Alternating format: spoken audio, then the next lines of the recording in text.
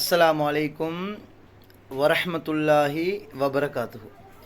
அன்பு நிறைந்த சகோதரர்களே, கண்ணியத்துக்குரியவர்களே, சிறந்தவர்களே, யாரும் இப்படி ஹஜ்ஜுக்கு போக வேண்டாம். அன்பாந்தவர்களே, கண்ணியத்துக்குரியவர்களே, இப்போ 20-25 லட்சம் கொடுத்து ஹஜ்ஜுக்கு போகிறாங்க. அப்போ எவ்வளோ பணத்தை போட்டு போகிறாங்க. சிலவங்க சும்மா ஹஜ்ஜுக்கு போகிறாங்க, அவனோட ஹஜ்ஜு ஏற்றுக்கொள்ளப்படுவதில்லை. இப்படி ஹஜ்ஜுக்கு போக வேண்டாம். எப்படி? முதலாவது, குடும்ப உறவுகளை பிரிஞ்சு ரிலேஷன்ஷிப்பை கட் பண்ணி போட்டு நீங்கள் ஹஜ்ஜுக்கு போக வேணும். அல்லாஹ் ஏற்றுக்கொள்ளவே மாட்டான். ரெண்டாவது, கடன் இருந்தால் நீங்கள் முதல்ல கடனை தான் கொடுக்கணும்.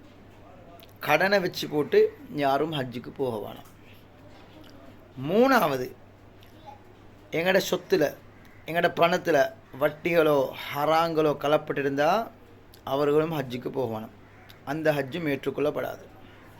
அதே போல் மற்றவங்களுக்கு பொல்லையை போட்டுட்டு மற்றவங்களை ஏமாத்தின சல்லிலையும் ஹஜ்ஜுக்கு போக வேணாம். அல்லாஹ் ஏற்றுக்கொள்ளவே மாட்டான். அன்பாந்தவர்களே, கண்ணியத்துக்குரியவர்களே, இப்போ கடனுக்கு தானே சிலவங்க கடனை வச்சு கூட ஹஜ்ஜுக்கு போகிறாங்க. நபி ஸல்லல்லாஹு அலைஹி வஸல்லம் அவங்க சொன்னாங்க, அல்லாஹுடைய பாதையில் யுத்தம் செஞ்சு ஷஹீதான ஒரு மனுஷன் எல்லா பாவங்களும் மன்னிக்கப்படும், கடனை தவிர. அப்போ கடன் வச்சு போட்டு ஹஜ்ஜுக்கு போகலாம். அதே போன்று மற்றவங்களோட உள்ளத்தை உடைச்சி போட்டு ஹித்த கடலாக யாரும் ஹஜ்ஜுக்கு போகணும். ஏனென்றால் ஒரு மனுஷன் கல்வை உடைப்பது காபத்துல்லாவை எங்களோட கையால் உடைச்சி தரமட்டமாக்குவதுக்கு சமம். அதனால் நாங்கள் ஒத்தட கல்படிச்சிட்டு மக்கால போய்த்து அல்லாட்ட மன்னிப்பு கேட்டால் அல்லா மன்னிக்க மாட்டேன்.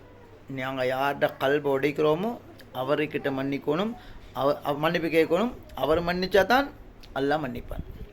அப்போ அன்பார்ந்தவர்களே, கண்ணியத்துக்குரியவர்களே, சிலவங்க பெருமைக்காண்டி போகிறாங்க, வியாபாரத்துக்காண்டி போகிறாங்க. இப்படி எல்லாம் ஹஜ்ஜுக்கு போனால் அல்லாஹ் ஹஜ்ஜை ஏற்றுக்கொள்ள மாட்டான்.